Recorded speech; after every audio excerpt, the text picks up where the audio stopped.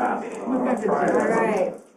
Well, we're going to go ahead and get started, I think, in the essence of time here, and I'm sure some people will filter in, but help yourselves to pizza in the back, too. We're super excited to have Vladimir Kogan here with us today, one of our affiliated faculty here in the college.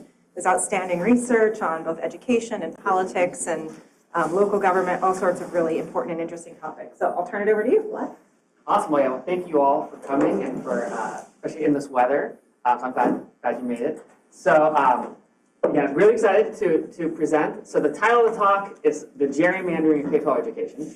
And I chose that to be kind of potentially provocative because I think it connects to some current gerrymandering debates. And I think how we think about gerrymandering in the case of like congressional elections, I think does have important implications for K-12 education. And so the talk is really going to be about a book that came out in August, really making the case for why there is gerrymandering, a different kind of gerrymandering in K-12 education. And so for those of you who know me, I'm an empirical scholar. So normally there would be a lot of difference in difference plots and event study plots. There will be nothing like that in this presentation. What I'm going to give you is kind of the big picture argument of the book, and then again some underlying analysis. I'm happy to talk to you about. Feel free to interrupt with questions. I love questions throughout, so please don't wait until the end.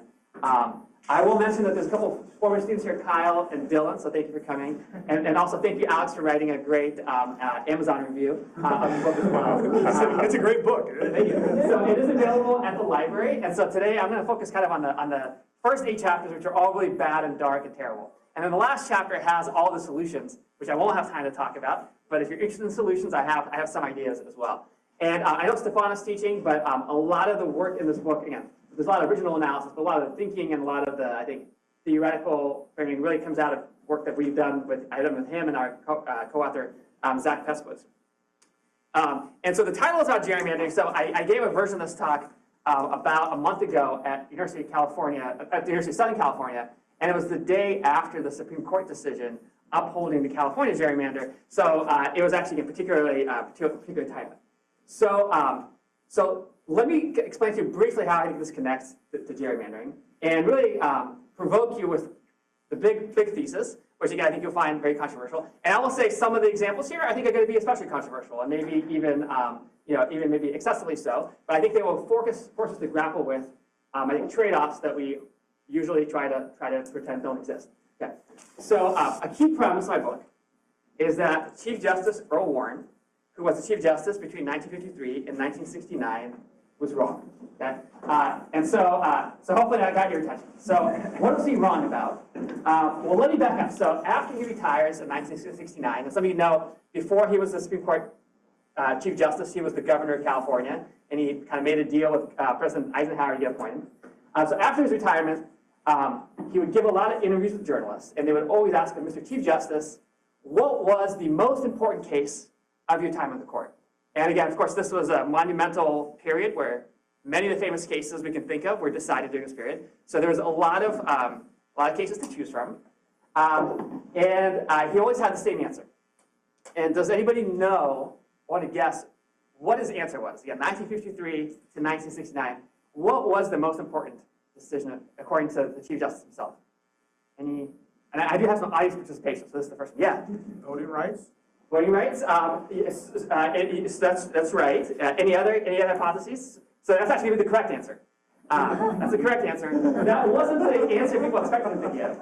People thought he would say Brown versus Board of Education, which is, of course, the case that's probably most famously known from this period. And again, that's what people would expect when they asked him. And he never said Brown versus Board of Education. He said voting rights. Exactly. And so here's what he said. So the accolade should go to the caser, Baker v. Carr, which was the progenitor of the one man, one vote rule. And Baker v. Carr is a companion case to Reynolds v. Sims that, for the first time, requires districts to be drawn with one person, one vote. And for Justice Warren, this was actually connected to the Brown decision. And so here's what he said. He said, if we had already had universal voting, then we would not have had many of the problems that Brown versus Board of Education attempted to correct. Many of our problems could have been solved a long time ago if everyone had the right to vote and his vote counted as everyone else's. And what he's talking about is, of course, Baker v. Carr and Reynolds v. Sims was about malapportionment, which was districts drawn to have different population. And particularly in the South, this was done strategically to essentially dilute the power of African American voters, because big cities will be drawn into one district, and so each vote would matter a lot less, and then rural areas would be drawn to other districts with far fewer voters. He said, listen, if we had fixed democracy, then we wouldn't have had the problem of segregated and unequal schools. We wouldn't have needed Brown versus Board of Education. This was his thesis, that really voting was at the heart of it. And so this is where I think he was actually completely wrong. Because I think underlying this argument is a hypothesis, it's a theory, that by giving voting rights to adults, we would get high-quality schools for kids. And I think this is the fundamental misunderstanding that Earl Warren had in his comments. And I think this is often still, I think, the fundamental misunderstanding we have in our society today.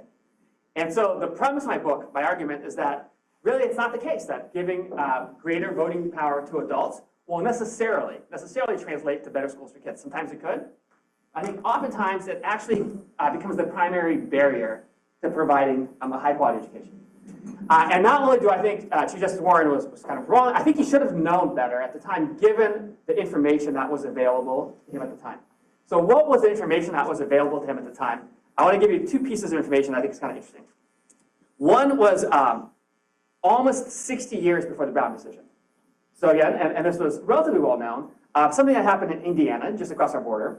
So Indiana, in the 1890s, was the only northern state that allowed school segregation. And it didn't require it, it allowed it. And so Indianapolis in particular had segregated schools. And so in 1897, there was an African-American gentleman named Gabriel Jones who got elected to the Indiana legislature. He was the only African-American to serve at the time. And he was kind of an very interesting man. So he was born in Tennessee. He had kind of a crazy career. He had been a police officer, a federal tax collector, a deputy county recorder. And he eventually became a teacher and a principal in Indianapolis schools. And so education ultimately became his passion. When he died in 1915, there was a front page obituary in the major newspaper in Indiana that said he was the best known African-American in the entire state of Indiana. So again, incredibly influential. And he got elected in 1897, and he knew he was going to be there only for 1 year. And so he said, what is the one thing I can do to have the biggest positive impact on my community? I know, I'm going to introduce a bill to outlaw school segregation in Indiana. So he introduced a bill to do so. The bill was pretty simple. It said, kids are going to go to the school closest to their house. And it goes into committee, and actually, much to his surprise, overwhelming support. There's no opposition. In fact, as it's going through committee, and by the way, he knows he's only going to be there for a year, so he knows he has one chance to get this. He knows that not only their support, but they actually strengthen the bill. They add criminal penalties for violations, and originally it was just civil penalties. So it seems like it's going to have no problem passing. One day he shows up at his office, and on his desk are two petitions from his constituents on this very bill. One of the petitions is opposed to the bill, and it's coming from kind of very unexpected quarters. It's actually coming from the African-American teachers in Indianapolis. And they say, if such a bill becomes a law, we believe that it will be detrimental to the colored people of the state, that it will deprive not only ourselves, but many colored men and women of their livelihood, that it will remove the opportunity that colored men and women now have to strive after and obtain honorable employment in our public schools. Because in Indianapolis, just like in the South, when schools were segregated, faculty were segregated, teachers were segregated. And the teachers in Indianapolis who were working in African-American schools were very concerned that if you were to integrate the schools, their jobs would be eliminated. So there was kind of a fierce counter mobilization. Some of those prominent African-American business leaders said this is outrageous. They filed their own petition, and they said, Indiana is alone of all the northern states that keeps us this discrimination against colored children. We ask no special class legislation, but simply that class legislation on our statute books be removed. And now the bill that had been kind of on an easy path to passage, now the white legislators are like, well, what do? We want to make the right decision. These are not our constituents. We don't know the African community. We want to make sure we make the right call. So they reach out to a gentleman named George Knox, who was the publisher of the Indianapolis Freeman, which in 1897 is the largest African-American newspaper in the country. So they call him up and they say, Mr. Knox, we got these competing petitions. We want to make the right decision. Tell us what's the right call here. And according to a history at the time, he said, quote, he spoke against the adoption of the law because its enforcement would put so many African-American educators out of work. And the bill died. So I think kind of, again, 60 years before Brown versus Education, this was kind of in people's minds. Now, this was in people's minds already in 1953, the year before, the year that the Supreme Court hears the case, because of course, Brown versus Board of Education, dealing with K-12 education, came many years after universities were integrated. And so many people saw what had happened when universities were integrated, and they saw that there was tremendous job losses for African-American faculty. So in 1953, one of these faculty members, a sociologist named Oliver Cox, publishes an article in The Nation, which is one of the kind of most widely read, high-profile liberal publications. And he says, we got to be careful because there's a risk we're going to make the teachers really martyrs to integration. And he's very specific. Says, while there are some selfish champions of our democracy who may think that their employment and that of others are nothing compared to the achievement of integration, this position seems to me in general unsound. Freedom to work is at least as sacred as the right to non-discrimination in education. Indeed, education itself will have decreasing value if the occasion to employ it is increasingly limited. And there's actually tremendous debate in the African community about, is the risk of job loss for teachers worth potential improvements in quality of education to students? And this is particularly important in the South because in the North, almost all teachers are white. So this is not really a relevant consideration. In the South, 1 in 3 teachers are African Americans. And they're all working in segregated schools. And here's a striking statistic for you. If you went to the 1950 census and you downloaded the microdata from the census, and you just subset to African Americans in the South with a college degree, 60% are employed as public school teachers. So 60% of all college-educated African Americans in the South are educators. So the stakes of what's about to happen could be really consequential. And this actually plays out in the case of Brown Board of Education itself. There's a fantastic book by Richard Kluger, who's a journalist. It's about 1,000 pages. He interviewed all the litigants. He interviewed all the attorneys. He even interviewed some of the justices. And this is an amazing, amazing book. I think he's still alive in his 90s. But he tells kind of some of the behind-the-scenes debates that were happening in Kansas surrounding this very decision. And Brown versus Board of Education is actually not the full name of the case. Does anybody know what the full name of Brown versus Board of Education is? And this is the second audience participation opportunity. Does anybody know? So it's Brown versus Board of Education of Topeka. And this was actually kind of a puzzle because Topeka is not the largest city in Kansas. Wichita is the largest city. And the question is, well, why wouldn't they have sued Wichita instead of Topeka to bring about this case? And the short answer in Kluger's account is actually they tried. That was the original plan.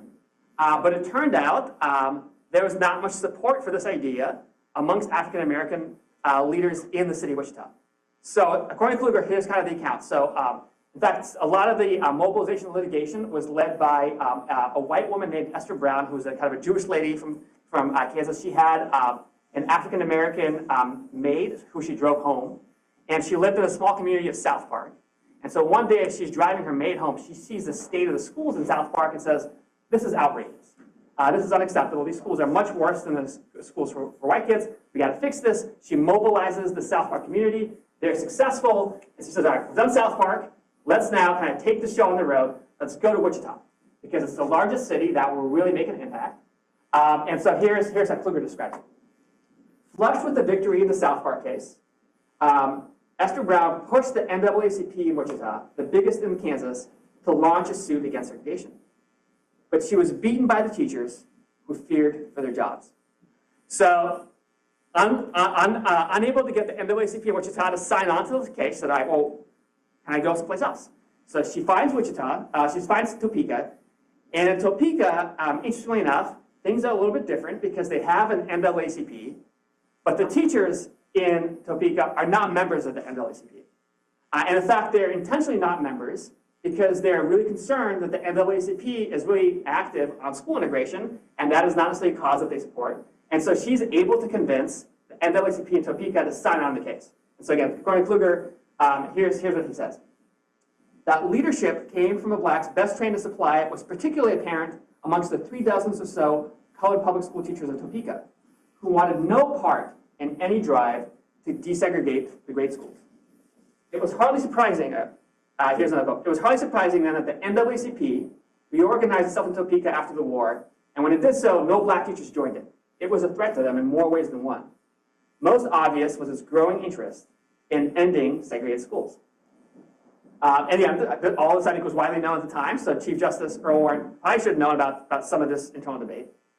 And so the reason why I mention this is there's actually 3 other cases decided the same day as Brown versus Board of Education in 3 other communities. One of them is actually kind of an unusual case. It's Bowling v. Sharp, which is about Washington, D.C., which also has segregated schools. But unlike the other cases, Washington, D.C. is a federal territory, so the 14th Amendment Equal Protection Clause does not apply because the Equal Protection Clause only covers the states, does not cover the federal government. So the Bowling case was actually, they had to have a totally different theory to strike down segregation. And the reason why I think this is so interesting is the very school that is at the heart of the Bowling v. Sharp decision later comes back in the early 2000s, and I think illustrates many of the same tensions that were already present in the 1950s in the Brown case. So what do I mean by that? So in 1950, there was a new school that opened in Washington, D.C. called John Philip Sousa Junior High School.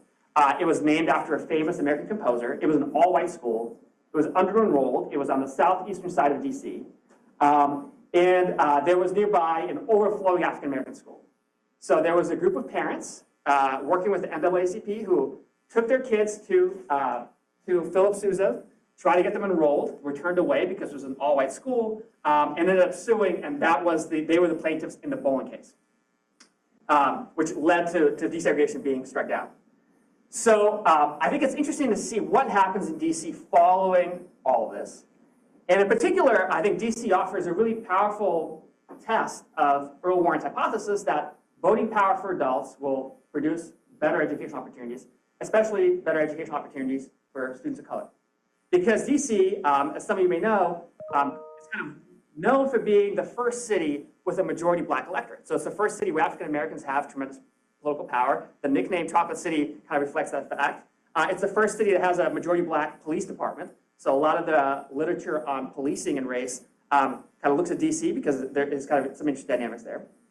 And in 1979, DC elects a new mayor who is not only a civil rights leader, but he's a former president of the school board named Marion Barry. So again, we would think if political power for adults was sufficient to have good schools, schools in DC would do very well. And it turns out Marion Barry has a lot of interest in the school system, but not necessarily in the ways that's relevant to student outcomes. And so there is another interesting book on DC during this period written, and there's an interview with the superintendent at the time, Vince Reed, who is an African American, and he retells a conversation he had with Mayor Barry about some of Mayor Barry's policies. And in particular, just like many other mayors during this time period, one of the key platforms for Mayor Barry was minority contracts. So providing opportunities for minority-owned businesses in the city. So he has, early in his term, a quota that 25% of all city contracts should go to minority-owned businesses. That's later increased to 35%. And this creates a budget problem for the school district. So Vince Reed, who is the superintendent, goes to the mayor, and again, this is his account of how the conversation goes, so we should take it with a grain of salt. But here's what Vince Reed says. I understand that you want to give contracts to black companies, but when you tell me to take food out of a black kid's stomach so some black dude can get rich, I have to ask you, what's your rationale? And again, according to Vince Reed, Mayor Barry replies, black entrepreneurs are at the top of my agenda. We have to do it this way. It's the only way to get them into the mainstream. So by the 1990s, I think it's generally widely viewed that the DC schools are in a state of really catastrophic decline. So there's an ongoing budget deficit. The federal government appoints a financial assistance authority. In 1996, they put out a report, Children in Crisis, and they say the deplorable record of the district's public schools by every important educational and management measure has left one of the city's most important public responsibilities in a state of crisis, creating an emergency which can no longer be ignored or excused. The District of Columbia Public School is failing its mission to educate the children of the District of Columbia. The following year, the Washington Post runs a big expose on the state of DC schools.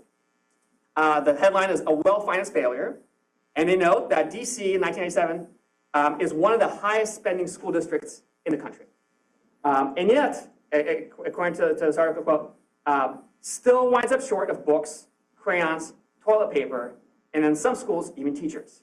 And they say, the academic outcomes are atrocious. So the Council of the Great City Schools, which some of you may know is a membership organization for large urban school districts, usually not in the business of criticizing their members. In 2003, on the basis of recent NAEP scores, the National Assessment of Educational Progress, they commissioned an analysis of all the urban school districts, controlling for student demographics, and they say, this is bad. So DC, according to Council of Great City Schools, is one of the lowest performing big city school districts in the nation. And in 2006, there's a new mayor. He's a former council member, Adrian Fenty, very young, who's elected. And he makes clear that fixing the school system is going to be one of his main priorities. And shortly after his election, he proposes and ultimately gets city council to sign off a new governance system where they eliminate the school board and they give the mayor full control. Right? And so this is where the modern kind of story picks up. So he makes kind of great headlines because of who he appoints as his superintendent. Again, they're no longer called superintendent, they're called chancellor of schools. And it's controversial for a variety of reasons. So the person is not a professional educator. The person is not even from Washington, D.C. And the person is not even African American. All this becomes a huge point of controversy. And he appoints Michelle Reed, who is from Dayton, Ohio, a Korean woman who went to Teach for America in Baltimore. And again, if some of you may remember, in 2009, it's on the cover of Time magazine with a broom about implying that she's sweeping out the bad teachers in DC. So her time in DC is captured by another great book that's worth reading. It's by journalist Richard Whitmire. It's a kind of a biography. It's called The Bee Eater. And the title is taken from Michelle Reed's time in Teach for America. So she's a middle school math teacher, terrible, doesn't know what to do. The class is out of control. One day she doesn't, she's at a complete loss. It's really hot, the window's open. A bee flies into her room. The class is out of control. Students are arguing. She takes her lesson plan. She hits the bee, killing it, picks it up and swallows it. And she says, whole class goes quiet, and they can't believe what just happened. And in her account, this is the day that she becomes an amazing teacher and gets control of the class. And so anyway, so this is the title of the book. So she's chancellor starting in 2007, I believe. Most recently, I want to mention, there was an independent evaluation done by Mathematica, which is, some of you may know, is a professional evaluation firm paid for by Arnold Ventures. So again, take that how you will, and suggests that the gains that are made in DC that begin with Michelle Reed and continue afterwards are really tremendous. So this is some important context. Okay, so why am I telling you all this? Well, it turns out one of the focal points, one of the big sources of controversy, is John Phillips Sousa Middle School. So it was the same school that was the subject of the school integration decision. And in the Reed era, it is also one of the schools that is getting attention because of the gains it's making. So in 2010, the Washington Post has an article about a new principal, DeJuan Jordan, who's brought in. And I just want to just flag this caption for you. It says, Sousa, one of the few middle schools in Washington to substantially improve test scores, used to have some of the lowest results in the city. Now it's a model for others. And I just want to read you two quotes from this article, before Reed and after Reed. So here's before Reed. Again, this is from this Washington Post profile. Privately, one faculty member at another school called it, quote, a dumping ground for burned out teachers, a place toxic with low expectations where students roam the halls and fought. 80% of the Southeast school students are from low-income families. 99% are African American, and most come from neighborhoods where violence, drugs, and other uncertainties invaded childhoods. When DC Schools Chancellor Michelle Reed appointed Principal DeJuan Jordan to take over the freshly renovated school 2 years ago, only 23% of the students were proficient in reading, 17% in math. And then here's after. Described by a former colleague as a very, very, very, very, very, I can't say enough varies, competitive, Principal DeJuan Jordan fired most of the staff and pushed through other changes his first year. The union fought him. Some parents asked for his dismissal. Then the test results came in. Reading proficiency rose to 39%. Math to 42%. Although these lag behind some DC public charter schools, Susan's gains were the biggest of any public school in the city last year, and they have drawn attention. Again, kind of a wave of dismissals. Now, it turns out during this period, right around the same time, DC public schools have a budget crisis. And to deal with the crisis, Michelle Reed fires several hundred educators. And this is for the first time the district does so on the basis of performance.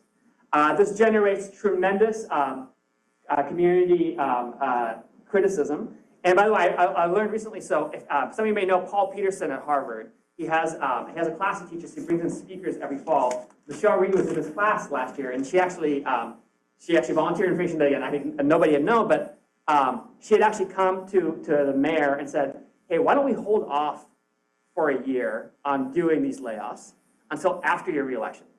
And he said, if we did that, that means we would have to subject these kids to these ineffective teachers for another year. Do it now. And she does it now, and there is tremendous community backlash. I'm going to play you two short clips to give you a sense of the community response.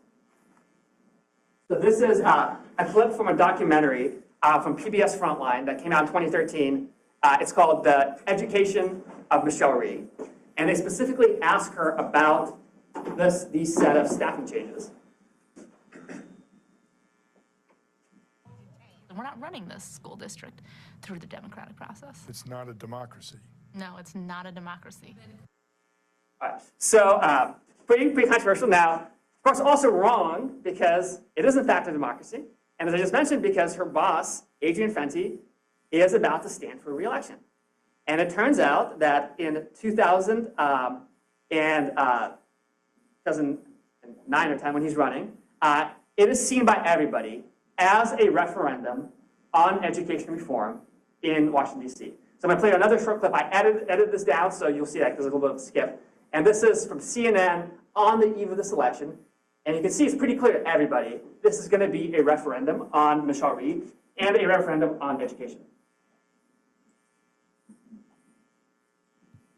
One of the big primary contests this night is right here in the District of Columbia. This is the incumbent mayor, Democrat Adrian Fenty. This is his prime challenger. There are several challenges, but the City Council Chairman Vince Gray is the prime challenger right now. And we want to show you something interesting about this mayor, because if you ask people in the District of Columbia, how are things going, look at this. 64% of residents of the District of Columbia say that positive things have happened under Mayor Fenty. So you would think this guy would be in good shape for a big defining issue from is education reform. The teachers union is spending a lot of money because Michelle Reed is Mayor Fenty's hand-picked school chancellor. A few months back, she fired more than 200 teachers. She says if test scores don't improve, she will hold the teachers accountable and fire them. She was on this program a short time ago. She says she knows she's controversial, but she doesn't really care. No, I'm not here to be well-liked. I don't care about being popular. Mayor Fenty brought me here to fix the school system. And in order to do that, you've got to make some incredibly hard decisions that sometimes rankle, people. And for me, that's okay as long as I feel like I'm serving the children well. Okay. So as you might predict, Fenty loses. And again, gets national attention. It's interpreted widely, again, as a referendum on his education reform efforts. Here's what's interesting. So John Philip Sousa Middle School is a polling site in this election. So people are voting in this election at the school. Richard Whitmire is riding the bee eater during this time period. So he decides to go to Philip Sousa Middle School to interview voters as they're leaving. And he's shocked because he says, I couldn't find a single person who voted for Adrian Fenty at the school, which is, again, one of the fastest improving. He's so shocked. He does something journalists almost never do. He actually commissions a professional public opinion survey of voters in this primary election that's done 2 weeks after the election. It's voters in Ward 7 in Washington, D.C., which is, again, on the southeast side. This is where John Philip Sousa Middle School is located. And almost all my rest of the slides are just taken from this report he gets from this polling firm. So it's going to look very similar. So here's the question. Thinking about public schools here in Ward 7, do you think elementary and secondary schools in this area have improved or gotten worse since Michelle Reed became education chancellor. And so first of all, here's all the respondents. And again, 33% say gotten better, 20% say gotten worse, and then a third don't answer. There's different breakdowns. There are just voters who are parents of DC public school kids. And most interestingly, there are just voters who are parents of Sousa middle school students. So he has data on the opinion of parents in the school, which again has gone from being one of the worst to one of the fastest improving. And you can see they see the improvement. Right? 50% say it's gotten better, 29% say it's got worse. The next question is, DC public schools are now moving in the right direction. And again here, all voters, 2-to-1 agreement. Among Sousa parents, almost 4-to-1 agreement. So clearly parents are seeing the improvement in the schools. So then they say, agree, disagree. I support Mayor Fenty's school reforms, but oppose the methods he used to get them done. And so now, again, more agree with the statement than disagree, including more Sousa parents. So they like the outcomes, they don't like the methods. You might say, well, what about the methods don't they like? Well, so there's another question. The firing and replacement of teachers at Sousa Middle School was needed to make the school better. And now, again, 2-to-1, voters disagree. And, small margin, but still now, the modal answer amongst parents also disagreement. So they like the improvements, they just don't believe that replacing the teachers was necessary to get there. So Whitmire gets his data, and he goes back to school. He talks to the principal, he talks to the other teachers, including teachers who were there already. He says, is this plausible? Like, could you have gotten the improvement in educational quality without replacing these teachers? And so here's what he reports in his book. And again, so in the entire ward, 22% agreed with the statement. So he begins. Only 22% thought it was necessary to fire and replace Sousa teachers. Yet when I toured Sousa and talked to Jordan, which is the principal, teachers and curriculum coaches, it seemed clear that keeping the old staff wasn't an option. That observation became even clearer when I visited schools nearby where principals haven't changed staffs that for years consisted of teachers no other school would touch. In those places, proficiency rates in math and reading still linger below 20%. You think that would unleash a political backlash, that level of performance. But that's not what got voters in the Sousa precinct angry. Reform did. At least reform that involved firing teachers. And then he ends it, at my favorite way, he says, mayors beware. Mayors beware. So then he has one more question. Who did you vote for in this mayoral election? And amongst Sousa parents, who again, have only said the schools are getting better, always said they were on the right track, Adrian Fenty, the incumbent, gets 16% of the vote, with 70 voting for his opponent.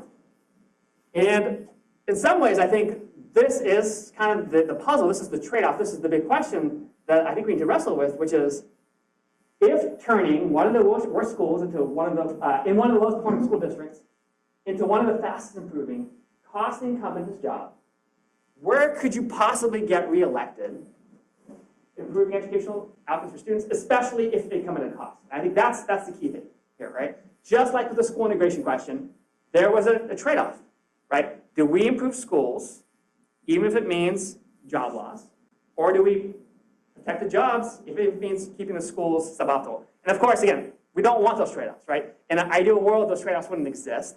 But in fact, I think in many cases, there is a trade-off. That's kind of the big theme of my argument, that many educational policies issues do require trading off the interests of adults with the interests of students. And it's not to say that they're not both legitimate. But the key question is, how do we make these trade-off decisions? And in our society, in our system, we do it through the democratic process.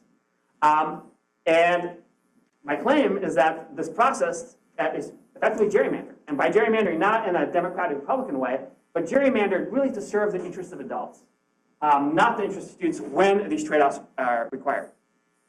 And in the case of Sousa, both modern and during the desegregation era, really the key trade-off was between employment and student outcomes. But I think there's many other kinds of trade-offs and many other kinds of issues. And again, there's many other chapters in the book. I argue that there could be some trade-offs between culture war type issues and student achievement because of central disruption. I think there are some trade-offs involving getting the policies that we want that match our adult political identities and policies that maybe are good for students. And then maybe kind of somewhat different, but trade-offs involving home values because of what is and is not capitalized into home values, and happy to talk about that. And I think the key dilemma and the key problem where most of these issues come from is from the fact that if you look empirically, most voters are actually not parents. This is true in general across all elections. This is especially true in low turnout off-cycle elections, which is how in most places in the country we elect school boards. And so we shouldn't be surprised that, again, when the modal voter is not themselves a parent, again, it's not to say that they don't have valid interests, it's not to say that their perspectives are not important, but it is to say that they probably make these trade-offs somewhat differently and maybe perhaps don't put the weight on student outcomes that in an ideal world we might hope they would. So that's the big picture kind of argument. Happy to take questions, but if you want, I have 2 more slides with some more recent data, okay? So it's up to you which one you want. Questions? Or, okay. All right, so on the November 2025 CES Cooperative Election Study, we had an interesting survey experiment. And so here was the first version of a statement that we posed to voters. We said, for many years, a local public school has performed poorly. Even though the school is well-funded, student academic outcomes remain well below the average of other public schools in the state. Many student advocates argue that the school should be closed because it prevents students from going to better schools. But many residents oppose closure. They say the school is a community institution and a major local employer. They argue that student outcomes should not drive the decision and that other considerations, including school staff jobs, should matter more. And then we asked voters, would you support or oppose closing this poorly performing public school?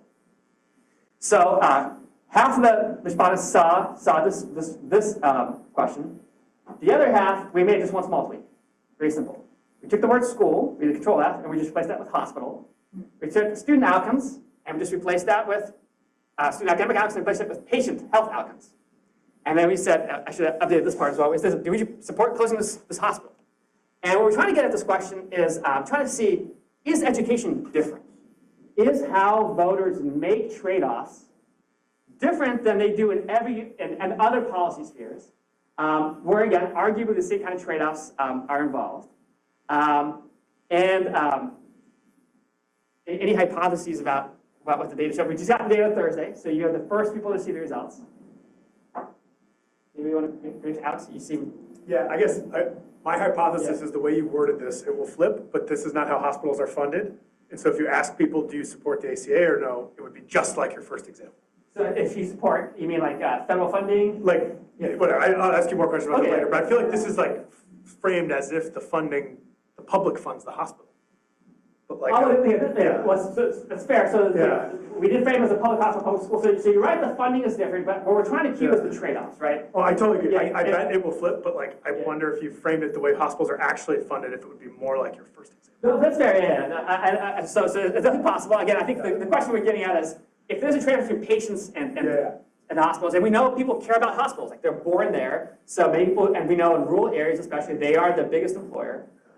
So we actually had, we thought support would go down much more for schools than for hospitals. And it's kind of what we saw.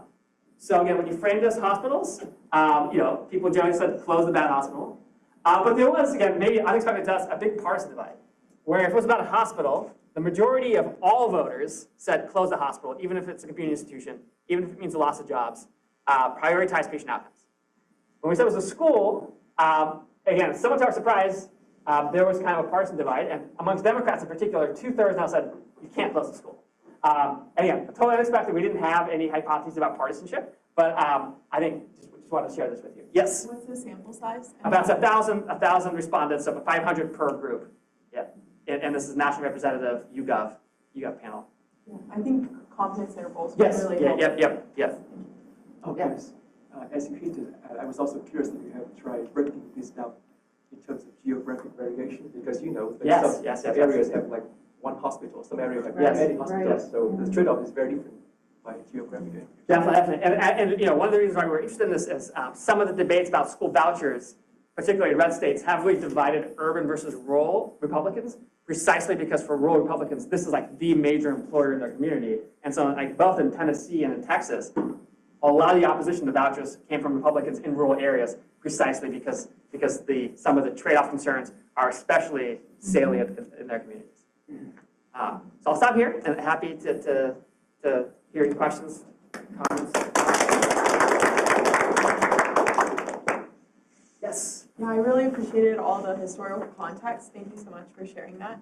I was curious if you had any hypotheses around the mechanisms that might have affected the recent results you have. Like, do you think that the outcomes at hospitals are more salient to individuals than the outcomes at schools? Because the outcomes at schools are so, there's multiple measures for what is success in education, whereas like mortality is transparent. So it's a great question, and so this is kind of an age-old debate, and so certainly many people that disagree with me say, well, of course it's not surprising because education is multidimensional, and test scores measure only one part of it, and maybe hospital quality is less multidimensional.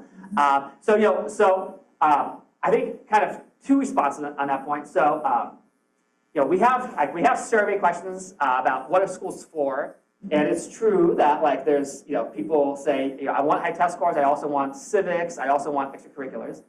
But I think when we look at cases where it's not just cheap talk, where parents have to choose schools, I think all the data shows that the #1 factor driving school choice is average test scores, even when it's actually not a great measure of school quality. That's mostly capturing student composition. So I think based on their review preference, voters and parents seem to act as if education and achievement was actually really important, in the same way that I think most people probably think that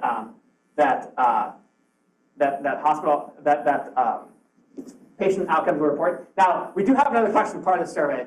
We did ask the follow-up question, which is how important do you think student outcomes should be to these decisions, and how important do you think patient outcomes should be to these decisions? And you would be surprised again if you got the school version. The view that student outcomes should be important drops pretty dramatically relative to patient outcomes. Again, that's not random variation from the survey that might reflect existing attitudes. But again, I think that's hard to square with revealed preference of how parents actually make school choice decisions. And also, we have done some conjoints about representing people with two incumbents, and we vary them on all sorts of dimensions. One of them is the performance of schools, and test scores are on par with partisanship in terms of predicting, again, in this really contrived conjoint setup, how people vote. So again, I think when people have to actually make the decision, they act as if student outcomes matter. But again, I totally take your point. Yeah, Alex? Consistent with your hypothesis, I feel like one answer to the question could just be I could be a patient at this hospital. I'm probably not going to be a student anymore. And I wonder, not to make you do more questions, but if I ask for Medicare, everybody wants Medicare. So versus Medicaid, it'd be sort of the same idea. Do I care about potential me or potential other? I wonder if you get the same. It's a great point. Yeah, it's a great point. I think you're exactly right. I think it is very much related to this point, right? That yes, why is it that we're willing to make these trade-offs for schools? Well, it's because for most of us, we care. It impacts us through all sorts of channels like property values, crime, economic development. But it just affects us differently than if it was us or our kids directly dealing with the consequences of these choices. And I think that's really important. So I think that's exactly the kind of mechanism that I have in mind, and you're absolutely right. We should definitely try to see if we can get that in the data. So thanks, Alex. Yes? Thanks so much for this presentation. I was interested in many parts of what you talked about. I especially want to hear more about the trade-offs between culture wars and achievement. I haven't read the book, but I have open access to it right now. I just found it. But I also wondered if you, in any ways, considered the work of James Anderson, his epic book, Education of Blacks in the South, which is, one of the most important books of the 20th century that focuses on how African Americans, built schools, governed schools, and exercise kind of agency in this kind of education space. A lot of the issues that he raises kind of challenge a lot of the things that you're talking about in your work here. And so I just wondered to what extent that you consider, because it's such a really, really seminal book, Yeah, what could you tell me kind of what his thesis is? Like, which part of it does he challenge? Yeah, so I think, part of what Anderson is arguing in his book is that African Americans are kind of not innocent bystanders, right, in the pursuit of kind of educational equity during the post-civil rights move, or the post-civil Civil War moment in America. And I think that some of the institutions that you were sort of talking about, including like the NAACP, I think he would have kind of a different perspective on the role that they played. I think it's true in his book that he acknowledges some of the tensions that exist between the NAACP and black teachers and black school boards and things like that. But I very much, my reading of his work suggests that organization was kind of an ally in a lot of ways in the context in which you're discussing. So that's kind of one point with Anderson's work. But I'm especially interested in kind of the trade-off question on culture wars and achievement. So let me just back to the first comment. So I haven't read his book. I have read a lot of Derek Bell's scholarship. And so Derek Bell's kind of interesting person. Some of you may know. He was a Harvard law professor. He was an attorney for the NAACP. He led a lot of litigation and later kind of changed his mind and said, I think it was a mistake to, in part because he said, there was a lot of really good schools in the South with really dedicated black teachers, and something was lost and we know empirically that many African-American educators lost their jobs. So I think the best estimate is about 40% of African-American educators are let go as schools are integrated. And his other point was, as we focus on integration, really the conversation came to be dominated by white activists who were looking at like numerical goals and weren't really looking at the quality of education opportunities for students. And in many cases, although we got integrated schools, the quality of education for students did not necessarily improve. I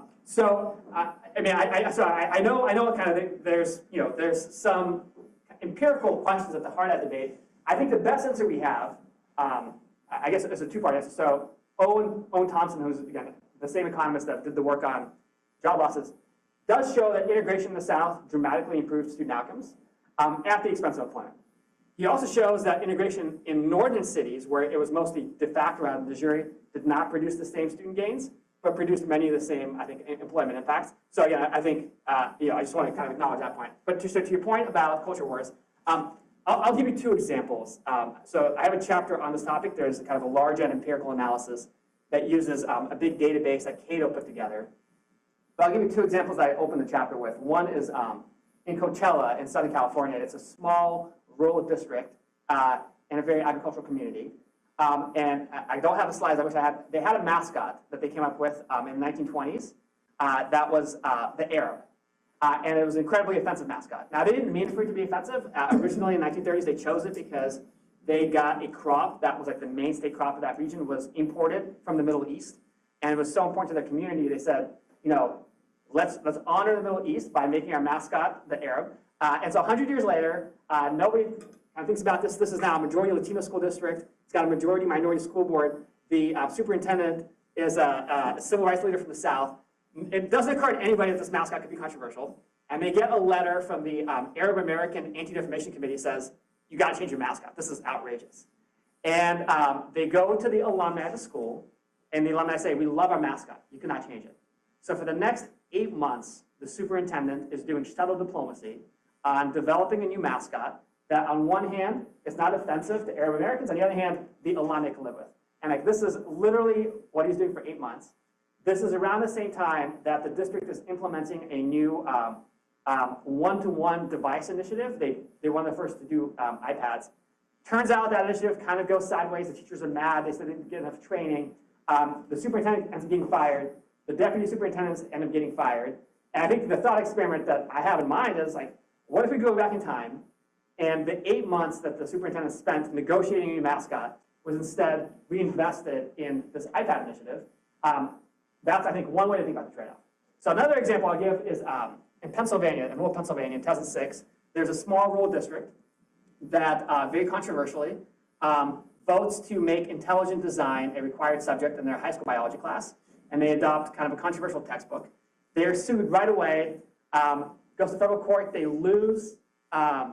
There's kind of crazy back and forth. There's the board members, when they're testifying, clearly are lying because they're saying different things on the witness stand than was documented by reporters who was at the school board meetings. One of the board members says, well, I'm addicted to opioids. I don't remember anything I said. So it's a kind of crazy story. The superintendent claims he didn't hear things that were said. So it's hugely divisive. The community is torn apart. They lose the case. They're ordered to pay the other party's court fees, which are $2 million. Now they give them a discount. They say, we'll take $1 million. The budget for the school district is $30 million a year. So $1 million out of a $30 million budget is quite significant. There is a community rebels. All the pro-intelligent design board members are voted out. A new board majority is voted in. As you might imagine, the first thing they do is they fire the superintendent because they see him as being an enabler of the previous intelligent design majority. They fire the deputy superintendents. The district is in chaos. There's this $1 million judgment. So again, I think the thought experiment is, if at a time machine and went back in time, what are the trade-offs of the $1 million, of the staff turnover, of the chaos on the board?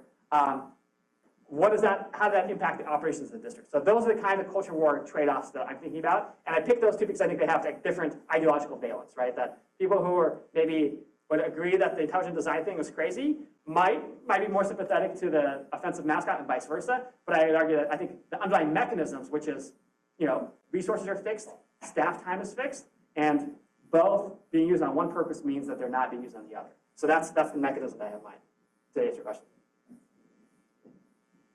Yeah, Kyle? Is there a way for, could you legally put limits on school board elections where you have to be like a parent in the district? Because I remember in the Kramer case, yeah. The what? Go ahead, keep going. I was gonna say in law and politics, I Yes. remember you talking about how there are certain limits you can put on voting, or maybe just voting in the school board elections. You could say you have to be a parent. I think you can. I think you said you can put limits on voting, but it's got to be sufficiently compelling reasons. So would that be allowed? So good question. So Kyle was my law and politics class. There's a foundational Supreme Court case involving Mr. Kramer from New York. There was a law in New York in the 1950s that said to vote in school board elections, you have to be either a taxpayer or a parent. So because we think those are the people that have the most skin in the game and also most likely to be informed. Mr. Kramer was living in his parents' basement, did not have kids, did not qualify. He sued the district, ended up winning. And the court said, in theory, you can limit, you can, as long as you have a story for how this ties to voter eligibility, that people who are interested, and both interested in a subjective sense, but also interested in their interests are affected, that's a reasonable way to determine voting eligibility. But you can't go from that and say only parents of property owners, because many other people are interested in that they pay attention and also interested in that they are directly impacted. So that law was struck down. Now, on that front, you might say, well, we can't limit voting just to parents. Other things we can do, well, it turns out there is. So in the last chapter where I have reforms, it turns out election timing is a key mechanism through which we not only increase participation. So if you go from odd year November elections, like Ohio has for school boards, and move school board elections to November of even years, turnout roughly doubles. But importantly, to Kyle's point, the share of parents, voters who are parents, also increases. So I think that's an important argument for why on-cycle elections are actually potentially a useful reform, because not only do we get higher turnout, which everybody I think generally agrees, but we do get greater political voice for parents who are most directly impacted. And there's some evidence from California, which is again one state, it has within state variation and timing, that you see more accountability for incumbents for election outcomes when elections are held on cycle. So we can't limit voting to parents, but we can change how elections are run in a way that I think boosts the influence of parents. This is a long answer to your question. Yes? Yeah, going back to your example of the DC public school reform, there was one point that jumped out to me. I just wanted more context on, which was that, if I remember correctly, we found evidence that the performance of DC public school vastly improved, right? Yeah, but still lag behind charter schools. So I was curious to hear more about the context there. What happened to those charter schools during that time period? Were they subjected to some similar reforms? Oh, yeah, good question. Yes. So charter schools, some of you may know, are publicly funded, but operate independently. They don't have elected school boards. They have kind of a contract. I think there's a board in DC that's an authorizer that has like fixed term contracts with charter schools. So during this period, charter school enrollment goes up dramatically, in part because I think, Adrian Fenty and Michelle Reed are supportive of school choice generally. By the end, it's about 50% of all the enrollments in DC are in charter schools. And I think we have some evidence that maybe that's another mechanism through which some of the improvements came and that there are some competitive pressures. Now, I would say, historically, DC charter schools, again, accounting for differential selection, were actually much better. I think that has changed somewhat over time. Since the pandemic, I think the charter school sector has kind of nosedived, and the DC schools have continued improving, so I think they're much more similar today than they were. But yeah, so this is only the public schools that directly report to the chancellor. That's only about half of the total public school market. Of course, there's also a lot of private schools that are completely independent and not included here as well.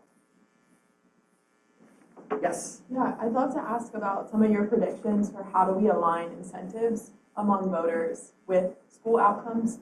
So we know that, for instance, property values often reflect the quality of schools, but that might not be transparent to neighborhoods or rural areas where properties don't turn over that fast, and actually increases in property values can harm people through increases in property taxes.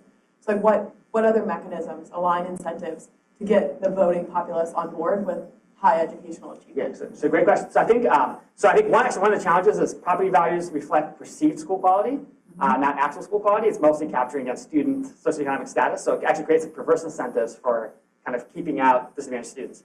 But I think I think there's three things we can do. One is election timing, because not only are parents a larger share, it turns out property owners are a smaller share in on-cycle elections. So if we think property owners in particular have conflicting interests, election timing is another thing to think about. But at the end of the day, I think, again, the single biggest thing we can do is make performance, and good performance, not bad performance, but good performance, value added and growth, more salient to voters. And I'll contrast this with, there are reforms. So Indiana just introduced partisan labels in school board elections. I don't think that's a good idea. I think all the evidence we have is that partisan labels crowd out performance. So in judicial elections, when you add partisan labels, quality of judges, judicial candidates goes down in terms of voter behavior. So if I was dictator and I could design a system, I would change ballot design. Instead of putting party labels on the ballot, I would put school performance ratings on the ballot, and that would make performance salient to voters at the time of the decision. Again, they don't have to do anything with that information, but I think that is the one single reform that I would do that would help potentially align those incentives. Yeah, Alex. An annoying question for you. Yeah. What is your preferred measure of school performance? Like, I know that's hard to answer, but I just I'm so curious because I find it so hard. I'd say my preferred measure is growth based on test scores, and I know that there's a lot of debate about to what extent are test score gains predictive of later life outcomes. I think the evidence is somewhat mixed, but generally positive.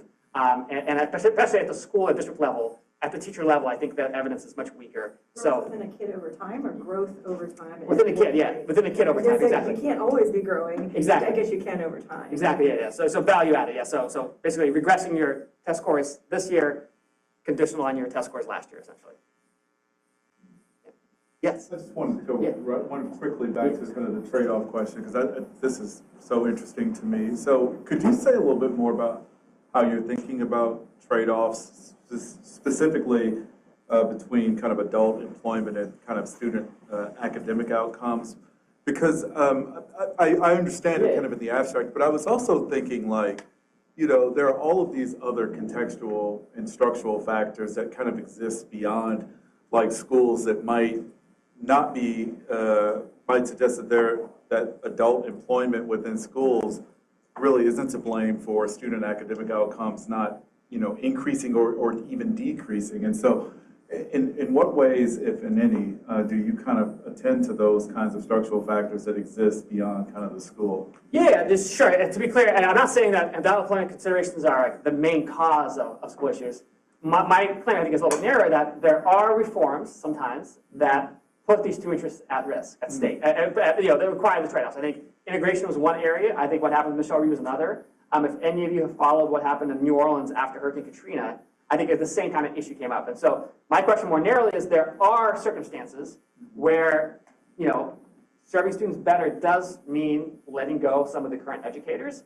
And when that happens, we should not expect the current governance system to prioritize student outcomes. That's not to say that that's like the most important consideration. I definitely don't believe that. I think I totally agree with you that there's many other things, especially many things outside the control of schools, which is why I think growth is such an important metric and value added is such an important metric compared to proficiency and things that mostly capture, again, things outside of school control. Unfortunately, it's those latter metrics that's mostly drive property values. So back to our conversation about property values, it turns out property, the things that get priced at the home values are actually mostly dimensions of school performance over which schools actually don't have any control. So I think we definitely need to address some of those issues. And I think performance information is one metric, one way to do that. I think we're past time. We're at time, yeah. But thank you so much. And you live here, so you can find Yes, you. yes.